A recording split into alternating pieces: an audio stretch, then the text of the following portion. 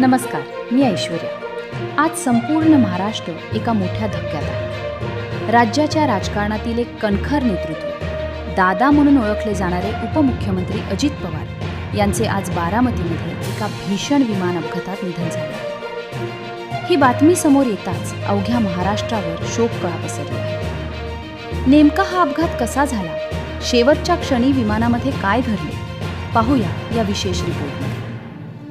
बुधवार 28 जानेवारी 2026 सकाळची वेळ.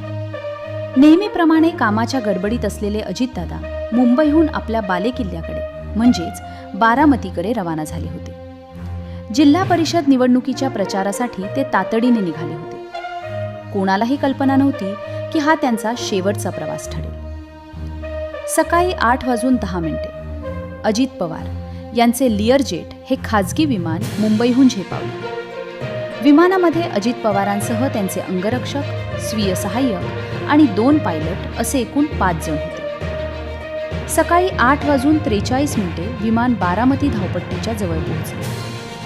हवामान खराब असल्याने आणि धुक्यामुळे वैमानिकाला पहिल्या प्रयत्नात लँडिंग करणे शक्य झाले नाही. सकाळी 8:44 दुसऱ्यांदा लँडिंगचा प्रयत्न करत असताना विमानाचे नियंत्रण सुटले आणि धावपट्टीपासून काही अंतरावरच विमान कोसळले. क्षणार्धात विमानाने पेट घेतला आणि आगीचे प्रचंड लोट आकाशात दिसू लागले. घटनेची भीषणता इतकी मोठी होती की विमानाचा कोळसा झाला.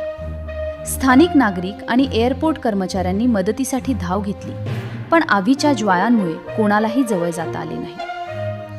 धक्कादायक बाब म्हणजे अजितदादांच्या मृतदेहाची ओळख केवळ त्यांच्या हातातील रिस्ट वॉच घड्याळावरून पटली. या घटनेची बातमी वाऱ्यासारखी पसरली. पंतप्रधान नरेंद्र मोदी यांनी अजित पवारांना जनतेचा नेता म्हणत श्रद्धांजली वाहिली, तर शरद पवार यांनी भावूक होत महाराष्ट्राने एक कार्यक्षम प्रशासक गमावला आहे अशा शब्दात आपल्या भावना व्यक्त केल्या. राज्य सरकारने महाराष्ट्रात 3 दिवसांचा दुखवटा जाहीर केला आहे. 5. शेवटचे काही मिनिटं आणि सोशल मीडिया. अजित पवार शेवटच्या श्वासापर्यंत कामात मग्न होते. अपघाताच्या अवघ्या 1 तास आधी त्यांनी लाला लजपत राय यांना श्रद्धांजली वाहणारे ट्विट केले होते. अपघातस्थळी विखुरलेली सरकारी कागदपत्रे त्यांच्या कर्तव्यदक्षतेची साक्ष देत होती. अजित पवारांच्या जाण्याने महाराष्ट्राच्या राजकारणात एक मोठी पोकळी निर्माण झाली आहे. एक असा नेता जो सकाळी 6 वाजल्यापासून जनतेच्या कामासाठी हजर असायचा, तो आज कायमचा शांत झाला आहे.